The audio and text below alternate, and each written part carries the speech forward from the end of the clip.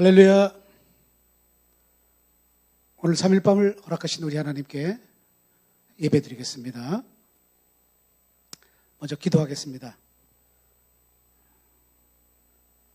모든 영광과 존귀와 능력과 찬송을 받으시기에 합당하신 우리 하나님, 오늘 이 3일 밤을 맞아서도 저희의 연약함을 보지 아니하시고 우리가 하나님을 사랑하는 그 사랑과 믿음을 보시고 우리 하나님 앞에 불러주신 은혜를 참으로 감사를 드립니다. 지난 3일간도 하나님 말씀대로 뜻대로 살지 못한 우리의 모든 연약함과 부족함을 또 실수를 우리가 입술로 자백하며 회개합니다. 우리를 용서하시고 우리 구주 예수 그리스도의 십자가의 보혈로 깨끗이 씻어서 오늘도 정결함으로 우리 하나님을 찬송하게 하여 주옵소서. 우리 하나님을 예배하게 하여 주시옵소서. 성령으로 더욱더 충만케 하시고 성령으로 인도하실 때에 오늘 예배드리는 모든 심령 위에 한없는 하나님의 은혜가 은혜 위에 은혜를 넘치도록 풍성하게 하여 주시옵소서. 감사드리옵고 예수님의 이름으로 기도드리옵나이다. 아멘. 찬송가 212장 겸손히 주를 섬길 때 함께 찬송 드리겠습니다.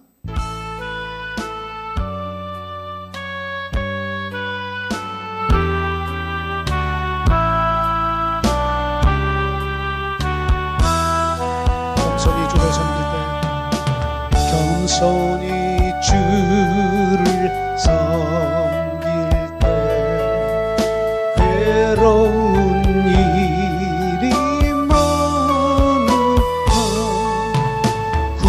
주여 내게 힘주사 잘 감당하게 하소서.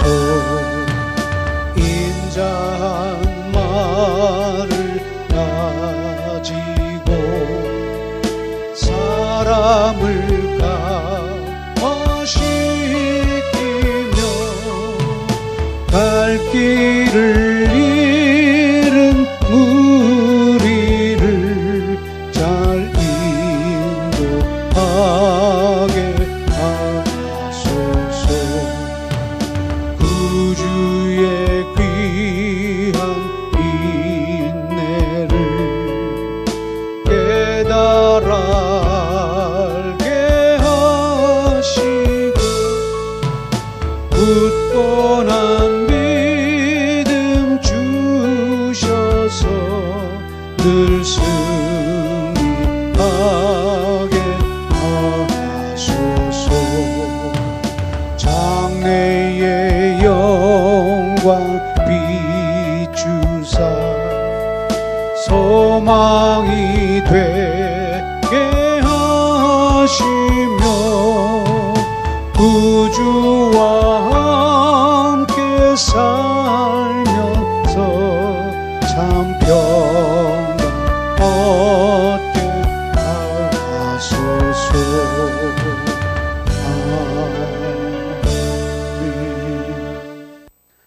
네, 오늘도 2, 3일 밤 함께 은혜 받을 말씀을 보시도록 하겠습니다. 은혜 받을 말씀은 창세기 12장 10절로 20절 말씀입니다. 함께 봉독하시겠습니다. 12장 10절입니다. 그 땅에 기근이 들었으므로 아브라함이 애굽에 거류하려고 그리로 내려갔으니 이는 그 땅에 기근이 심하였음이라. 그가 애굽에 가까이 이르렀을 때에 그의 아내 사레에게 말하되 내가 알기에 그대는 아리따운 여인이라. 애굽 사람이 그대를 볼 때에 이르기를 이는 그의 아내라 하여 나는 죽이고 그대는 살리리니 원하건대 그대는 나의 누이라 하라. 그러면 내가 그대로 말미암아 안전하고 내 목숨이 그대로 말미암아 보존되리라 하니라. 아브라함이 애굽에 이르렀을 때에 애굽 사람들이 그 여인이 심히 아리따움을 보았고 바로의 고관들도 그를 보고 바로 앞에서 칭찬함으로 그 여인을 바로의 궁으로 이끌어 들인지라. 이에 바로가 그로 말미암아 아브람을 후대함으로 아브람이 양과 소와 노비와 암수 나귀와 낙타를 얻었더라. 여호와께서 아브람의 아내 사내의 일로 바로와 그 집에 큰 재앙을 내리신지라. 바로가 아브람을 불러서 이르되 네가 어찌하여 나에게 이렇게 행하였느냐? 네가 어찌하여 그를 내 아내라 하고 내게 말하지 아니하였느냐? 네가 어찌하여 그를 누이라 하여 내가 그를 데려다가 아내를 삼게 하였느냐? 네 아내가 여기 있으니 이제 데려가라 하고 바로가 사람들에게 그의 일을 명하매 사람이 그와 함께 그의 아내와 그의 모든 소유를 보내었더라. 아멘. 할렐루야. 오늘 아브람이 아내를 빼앗길 위기에서 참으로 건져지는 그런 놀라운 기회를 얻었습니다. 그래서 오늘 말씀은 위기는 기회입니다 라는 제목으로 함께 은혜를 나누고자 합니다. 조선시대에 임상옥이라는 거상이 있었습니다. 그는 중국에 인삼을 파는 사람이었습니다. 그런데 중국 상인들이 그 사람이 장사하는 것을 보니까 장사를 너무 잘하는 것이었어요. 그래서 중국 사람들이 담합하여 인삼을 불매하기로 이제 동맹을 맺었습니다. 지금도 중국이 사드로 한국에 어려움을 주지 않습니까? 그때나 지금이나 중국 사람들의 습성인 것 같습니다. 임상옥은 큰 위기를 만났습니다. 그래서 궁리하던 끝에 임상옥은 조선에서 가져온 최상급의 인삼 가마니를 불태우기 시작했습니다. 그것을 본 중국 상인들이 깜짝 놀랐어요. 그 인삼이 없으면 자기들도 장사를 못 하잖아요. 그래서 제발 임상옥에게 제발 인삼을 불에 태우지 말기를 간청했습니다. 그러자 임상옥이 할 수 없다는 듯이 불을 끄고 인삼값을 10배나 올려서 받았습니다. 중국 상인들은 없으니 사야 하지요. 그리고 임상옥은 그 시대의 거상이 되었다고 합니다. 사랑하는 여러분, 위기는 곧 기회를 부릅니다. 특히 우리가 기도할 때 하나님 만나기를 간절히 기도하지 않습니까? 어느 때 만날 수 있습니까? 우리 믿음의 사람에게는 위기가 하나님 만날 기회가 되는 줄 믿으시기 바랍니다. 개구리 2마리가 장난치다가 우유통에 빠졌습니다. 한 마리는 몇 번 허우적거리다가 포기했습니다. 포기하니 어떻게 됩니까? 곧 익사하고 말았어요.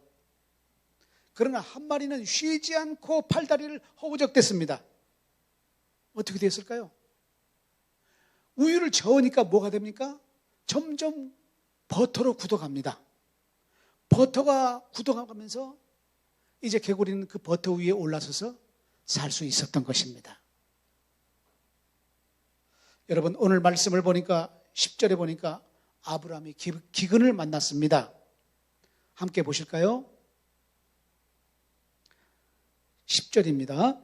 그 땅에 기근이 들었으므로 아브라함이 애굽에 거류하려고 그리로 내려갔으니 이는 그 땅에 기근이 심하였습니다. 한마디로 아브라함이 경제적인 위기를 만난 것입니다. 기근이 들었다면 생각해 보십시오. 가족들도 짐승들도 전부 위기인 것입니다. 아브라함 당시는 10월에서 11월 사이에 집중적으로 비가 내렸습니다. 이때 비가 적게 내리면 다음 해에 기근이 들고는 했습니다. 그러니까 지금 아브라함이 기근을 만났다는 것은 작년에 비가 적게 온 것입니다. 우리나라도 며칠 전 9호 태풍 마이삭이 오더니 곧 이어서 이번 주 초까지, 아니 오늘도 지금 비가 오고 있습니다. 10호 태풍 하이선이 지금 와 있습니다. 그런데 여러분, 참 감사하게도 두 태풍이 다 조금씩 비켜가면서 한국이 큰 위기를 벗어났다고 기상청이 말하고 있습니다. 덕분에 농사에 필요한 물은 충분히 공급된 듯합니다. 지금도 코로나로 인해서 경제가 어려운데 만일 홍수로 피해까지 있는다면 우리 모두가 삶에 큰 어려움이 닥칠 것입니다.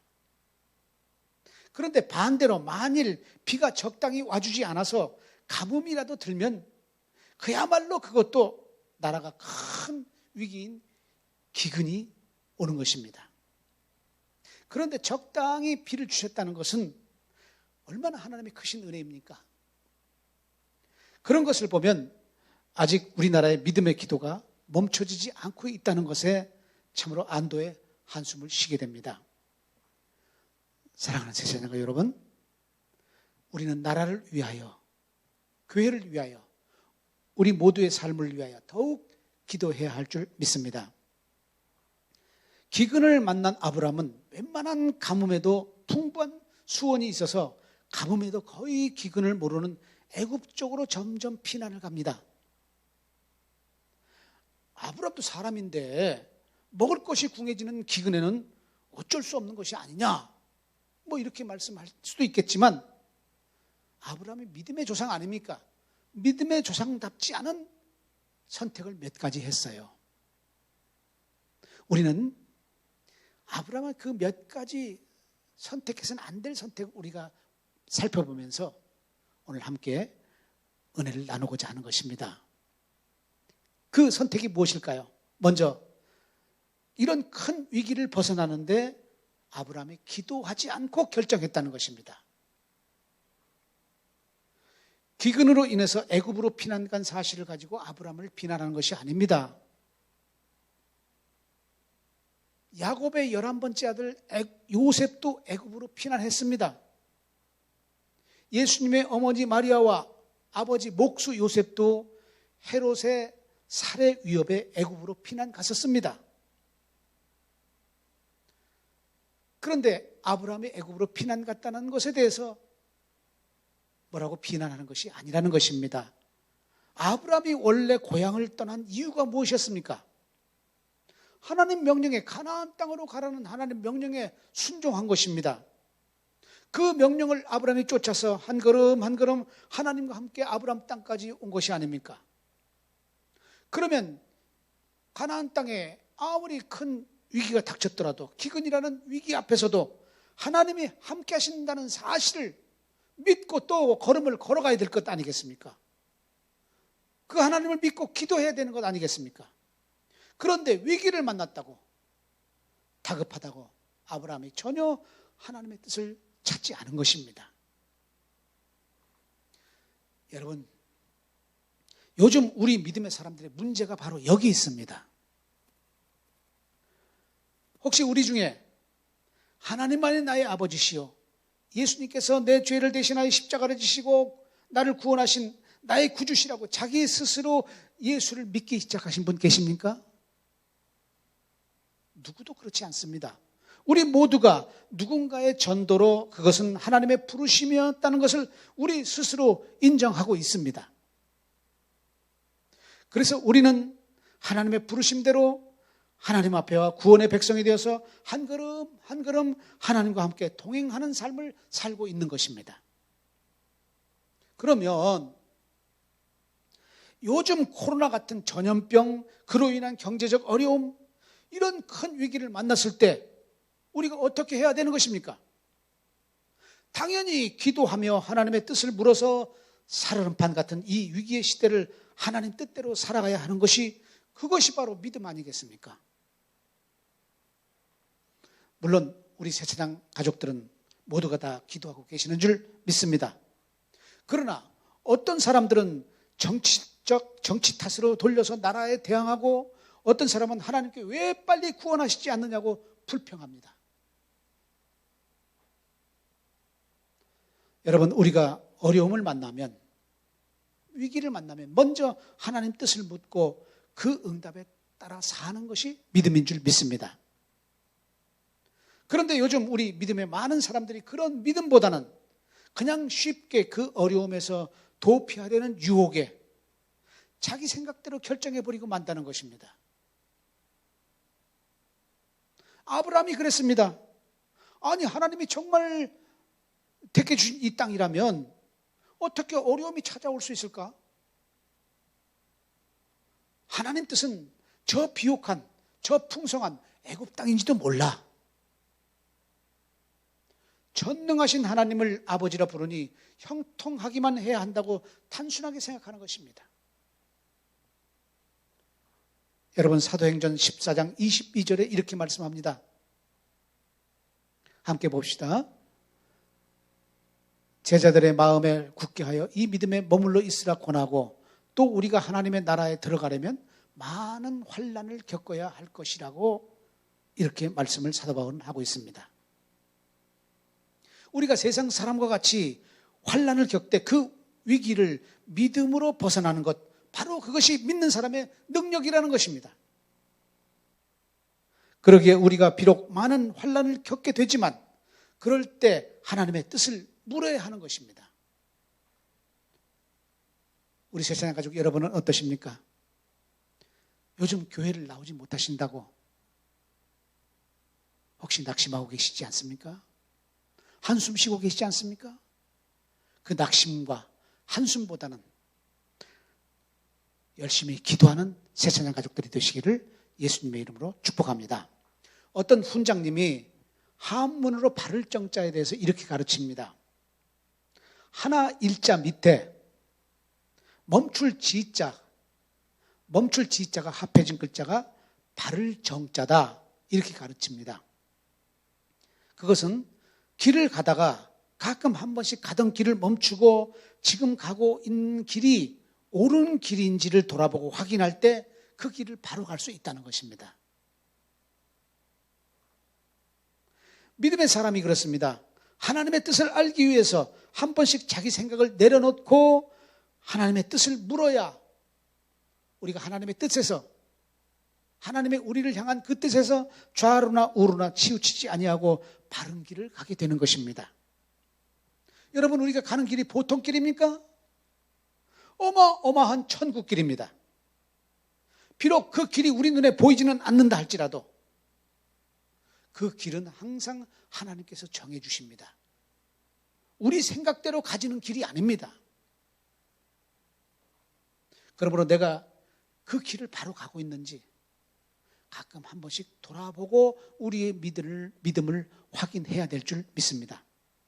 아프리카에서 사람들이 좋아하며 기르는 새 중에 비서새라는 새가 있습니다. 평소에는 주인 옆에서 비서같이 잘 날아다닌다고 해요. 그런데 뭔가가 자기를 공격하는 위협을 느끼면 이 새가 날지 못하고 땅으로 떨어져 땅을 긴다고 합니다. 새는 날아다녀야 되는 것 아닙니까? 위험하면 더 빨리 날아가야 되잖아요. 그런데 왜 땅에 떨어져서 땅을 기냐고요? 여러분, 정작 날아야 할 때 날지 못하는 이 새처럼 정작 기도가 필요할 때 기도하지 못한다면 그 믿음을 얼마나 헛된 것으로 하나님이 보시겠습니까? 기근을 만난 아브라함에게는 어느 때보다도 기도가 필요한 때였습니다. 그런데 기도하는 모습이 없었다는 것입니다. 사랑하는 세찬양가족 여러분, 기도는 어려운 숙제를 만난 우리를 향한 하나님의 해답인 줄 믿으시기 바랍니다. 어려움을 만났을 때 피하지 아니하고 모든 것을 하나님께 아뢰며 기도하여 위기를 기회로 삼는 우리 세차장이 되기를 예수님의 이름으로 축복합니다. 두 번째로, 아브라함은 육신의 양식보다 귀하신 하나님의 말씀을 찾지 못했다고 말씀합니다. 4절을 보십시오. 이에 아브라함이 여호와의 말씀을 따라갔고 롯도 그와 함께 갔으며 아브라함이 하란을 떠날 때에 75세였더라. 아브라함이 여호와의 말씀을 따라갔고, 아브라함이 가나안 땅에 올 때 분명히 여호와의 말씀을 따라왔다고 말씀하십니다. 아브라함이 가나안 땅에 올 때까지 자기의 계획으로 온 것이 아닙니다. 자기의 그때까지 살아왔던 방법으로 온 것이 아니었습니다. 하나님께서 그에게 말씀하신 그 말씀대로 온 것입니다. 여러분, 우리가 예수 믿고 오늘 여기까지 온 것이 여러분이 그 전에 살던, 예수 믿기 전에 삶의 계획이었습니까? 아니면 살아왔던 방법이었습니까? 오늘 여기까지 온 것은 다 하나님의 말씀을 쫓아 온 것인 줄 믿으시기 바랍니다. 그랬으면 어려움을 만났을 때도 먼저 하나님의 말씀을 구했어야 하잖아요. 그런데도 아브라함이 어려움 앞에 머뭇거릴 때 하나님께서 내가 이 땅을 네 자손에게 주리라 하고 다시 한번 약속을 확신시켜 주십니다. 하나님이 이렇게 확신의 말씀을 주셨으면 어떻게 해서든지 아브라함은 그 땅에 머물렀어야 그것이 믿음이 아니겠습니까? 그런데 기근이 닥치자 애굽으로 내려간 것입니다. 애굽은요, 세상을 대표하는 땅이었어요. 그래서 세속적이요, 하나님이 그토록 싫어하는 우상의 밭이었습니다. 오죽하면 이사야서 31장 1절에서 도움을 구하러 애굽으로 내려가는 자들은 화 있을진저 하고 저주하고 계십니다. 그러나 아브라함은 하나님의 뜻을 묻지 아니하고 하나님의 말씀보다 육신의 양식을 더 생각하여 애굽으로 달려가 버린 것입니다. 새찬양 가족 여러분, 지금 우리에게 보다 중요한 것이 말씀입니까? 육신의 양식입니까? 예수님께서 광야에서 40일을 금식하시며 굶주리실 때 마귀가 찾아와서 어떻게 합니까? 마태복음 4장 3절에서 네가 만일 하나님의 아들이었든 명하여 이 돌들로 떡덩이가 되게 하라고 유혹합니다.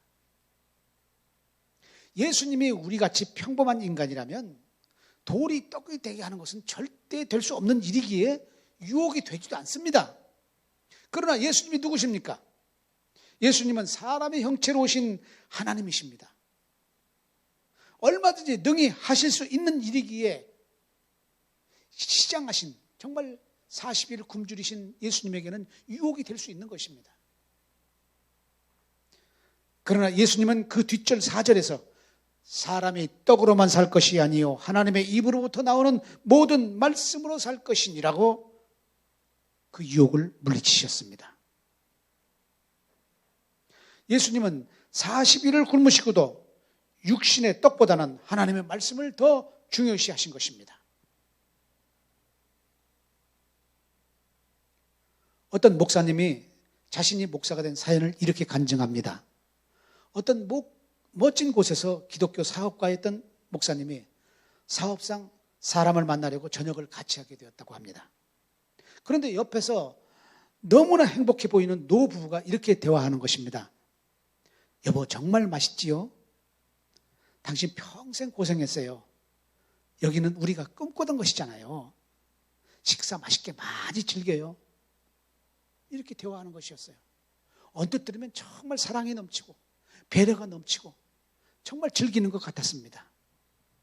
그런데 이 목사가 될 이 사업가가 곰곰이 생각해 볼수록, 아니 고급 식당에서 저녁 한 끼 드시려고 평생을 안 먹고 안 쓰고 고생하셨다는 말씀이신가? 이 저녁 한 끼가 그럴 만한 가치가 있을까? 하는 물음이 자꾸 되뇌어졌다고 합니다. 그래서 그날 밤 숙소에서 기도합니다. 하나님, 저는 적어도 그보다는 더 가치 있는 인생을 살았으면 합니다. 그보다는 더 하나님께 영광되는 인생을 살았으면 합니다. 하고 기도를 시작한 것이 목사가 되었다고 간증합니다. 여러분, 어려움을 만났다고 육신의 양식이 먼저가 아닙니다. 마태복음 6장 33절에서 예수님께서 이렇게 말씀하십니다. 너희는 먼저 그의 나라와 그의 의를 구하라. 그리하면 이 모든 것을 더하시리라고 말씀하십니다. 누가요? 하나님께서 우리에게 그렇게 말씀하십니다. 이 모든 것을, 너희가 원하는 모든 것을 더하신다고 말씀하십니다. 여러분, 하나님 말씀이 우리를 도우시는 것입니다. 하나님 말씀이 우리에게 능력이 되게 하십니다. 하나님 말씀이 우리의 위기를 기회가 되게 하시는 것입니다. 할렐루야. 마지막으로 아브라함은 기근을 만나자 하나님께 예배드리기를 소홀히 했습니다. 아브라함은 가나안 땅에 들어와서 가는 곳곳마다 먼저 예배를 드렸습니다.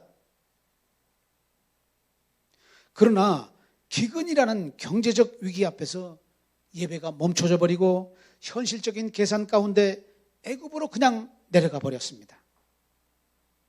어떤 사람은 그렇게 말해요. 아니, 그런 기근을 만난 아브라함이 예배를 드렸다고 뭐가 달라졌겠느냐? 그렇게 말하지만 여러분, 최소한 아브라함은 그의 믿음을 지킬 수 있었던 것 아닙니까? 그가 예배를 소홀히 할 때 그에게 어떤 재앙이 닥쳤습니까? 아내를 빼앗기는 위험을 초래했습니다. 그 후 아브라함은 애굽을 떠나 가나안 땅의 베델에 도착하여 비로소 예배를 드리게 되었습니다. 정작 예배가 필요하고 기도가 필요하고 말씀이 필요할 때 그는 하나님을 잊고 있었던 것입니다. 세계적인 정신학자 데이비드 핑크라는 사람이 4가지가 있을 때 인간은 더욱더 건강하고 행복하고 안락하고 안전하게 살게 된다고 말합니다. 그 첫째가 일입니다. 억지로 무의미하게 일하는 것이 아니고 기쁜 마음으로 즐겁게 일하면 그 일이 사람을 행복하게 한다고 합니다. 두 번째로 노는 것입니다. 사람에게 일만이 중요한 것이 아니라 휴식도 필요합니다. 그 휴식을 위하여 건전한 놀이가 있어야 한다고 합니다. 세 번째, 사랑입니다. 사람은 사랑을 하고 사랑을 받아서 그 사랑으로 희생하고 봉사하는 수고를 통해 진정한 보람을 느낀다고 합니다. 조금 반대로 얘기해 볼까요? 사랑을 주고받지 못하면 진정한 보람을 느끼지도 못한다는 것입니다. 마지막으로 4번째는 예배입니다. 하나님과의 바른 관계를 위하여 신령한 예배를 드릴 때 인간은 진정한 안락함과 평안과 행복과 삶의 의미를 누리게 된다고 합니다. 여러분, 이것은 믿음의 사람이 말한 것이 아니에요.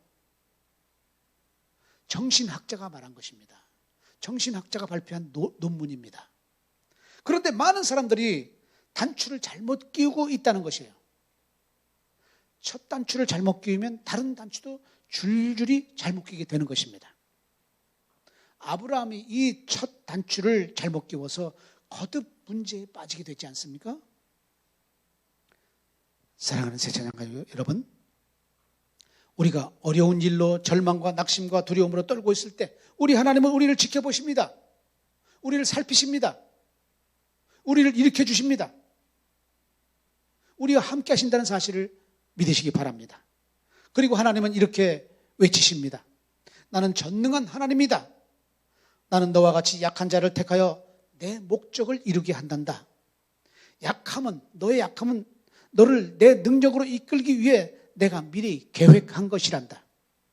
그러니 네 한계를 두려워하지 말라. 오늘 일을 잘 해낼 수 있을까?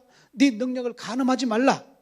너는 단지 나와 친밀하게 교제하며 나의 무한한 자원을 믿고 내게 의지하기만 하면 된단다. 예상치 못한 일이 벌어질지라도 공포에 사로잡힐 이유가 없단다. 어떤 순간에도 내가 늘 너와 함께 있음을 기억하려마. 나는 무심한 하나님이 아니다. 네 삶에 어려운 일이 생기도록 허락했을 때는 네가 그 일을 감당하도록 내가 충분히 준비시킨단다. 그러니 너는 내 임재 속에서 편히 쉬며 내 능력을 신뢰하거라. 여러분, 하나님이 능력이 부족해서 이런 말씀을 하셨을까요? 하나님이 사랑이 부족해서 이런 말씀을 하셨을까요? 아닙니다. 우리 하나님은 능력의 하나님이십니다. 우리 하나님은 사랑의 하나님이십니다. 우리의 위기를 우리의 성숙과 성장의 기회로 삼으시려는 깊은 하나님의 섭리임을 믿으시기 바랍니다.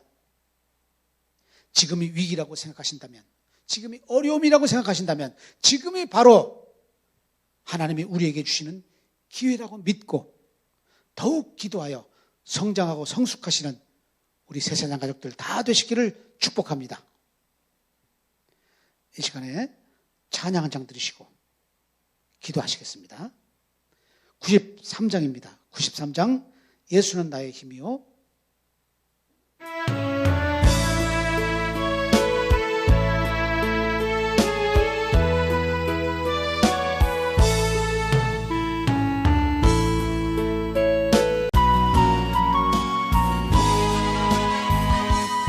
힘들고 지쳐 낭망하고 내가 너와 함께합니다.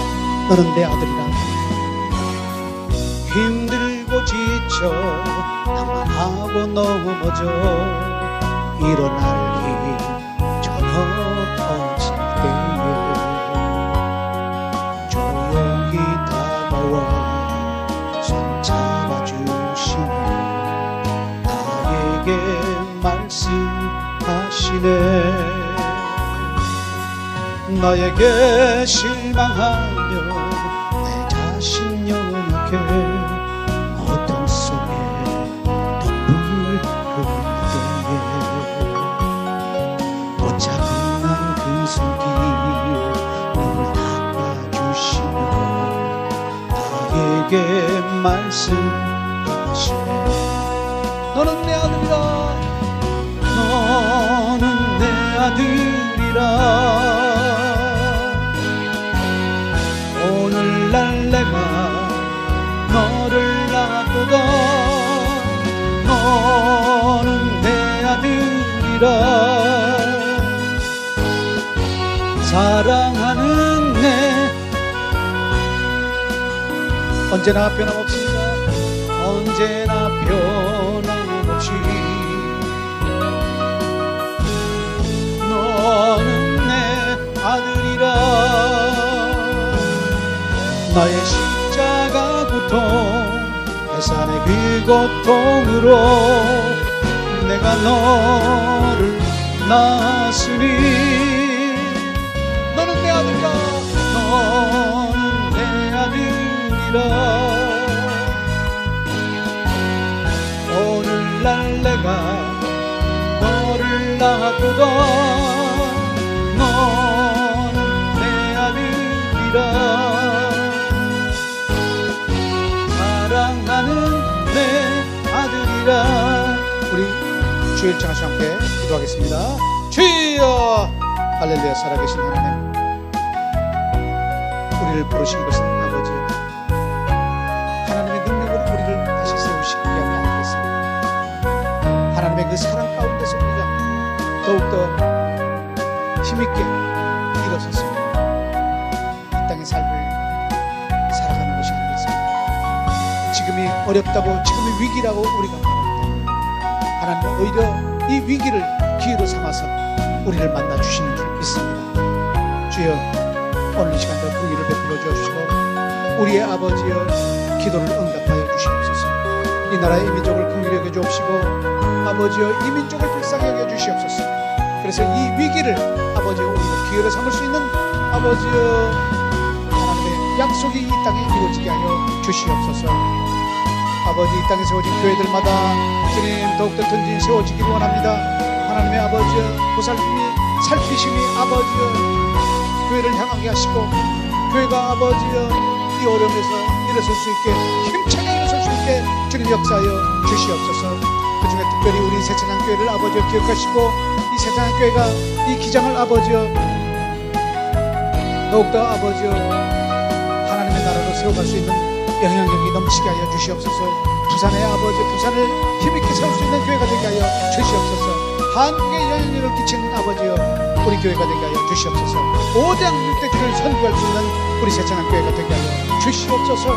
아버지 코로나 이 전염병이 아버지 속히 아버지 물러가도록 역사하여 주시기 원합니다. 아버지 전염병의 바이러스를 깨끗이 치료하여 주시옵소서. 아버지 상쾌하게 하여 주시옵소서. 깨끗하게 하여 주시옵소서. 아버지 코로나로 인하여 어려워진 아버지 우리 성도들의 아버지 삶을 지켜주시기 원합니다. 저들의 사업장을 지켜주시기 원합니다. 아버지 저들의 직장을 지켜주시기 원합니다. 저들의 삶의 일터를 지켜주시기를 원합니다. 주의 역사하여 주시옵소서. 오 주의 역사하여 주시옵소서. 사랑과 은혜가 풍성하신 하나님, 우리는 가끔 어려움을 만날 때, 위기를 만날 때 하나님이 함께 하시다는 사실을 아버지요 우리가 기억지 못할 때가 많습니다. 믿음의 조상이었던 아브라함이 처음에는 그랬습니다. 그러나 믿음을 가지고 아브라함의 믿음의 조상이 되었듯이 우리도 오늘 그런 믿음이 충만하여서 하나님께서 언제나 눈여겨보시는 우리의 믿음이 되게 하여 주시옵소서. 우리를 더욱더 지켜주시는 믿음이 되게 하여 주시옵소서. 오늘도 주님께서 주시는 은혜가 너무도 감사하여 주님 앞에 구별하여 예물 드립니다. 주님 기쁘게 헌명하여 주옵시고 30배, 60배, 100배로 누르고 흔들어 넘치도록 갚아 주시옵소서. 아버지의 모든 질병들을 치료하여 주옵시고 사업장들마다 다른 곳은 어떨지 몰라도 하나님께서 지키시는 곳은 아버지여 더욱더 번성케 되고 번성케 되는 축복이 넘치게 하여 주시옵소서. 우리의 가정들마다 자녀들마다 모든 질병으로부터 전염병으로부터 어려움으로부터 지켜지게 하여 주시옵소서. 저들이 다 이 땅의 기둥들이 되게 하여 주시옵소서. 오늘도 주신 은혜를 감사드립니다. 모든 영광은 홀로 거둬주옵시고 축복하며 예수님의 이름으로 기도드리옵나이다. 아멘. 주기도문으로 예배를 마치겠습니다. 하늘에 계신 우리 아버지, 아버지의 이름을 거룩하게 하시며 아버지의 나라가 오게 하시며 아버지의 뜻이 하늘에서와 같이 땅에서도 이루어지게 하소서. 오늘 우리에게 일용할 양식을 주시고 우리가 우리에게 잘못한 사람을 용서하여 준 것 같이 우리 죄를 용서하여 주시고 우리를 시험에 빠지지 않게 하시고 악에서 구하소서. 나라와 권능과 영광이 영원히 아버지의 것입니다. 아멘. 할렐루야. 우리 함께 인사하십시다. 위기가 기회입니다. 오늘 예배를 마치도록 하겠습니다. 더욱더 믿음이 넘치는 한 주간이 되도록 축복합니다.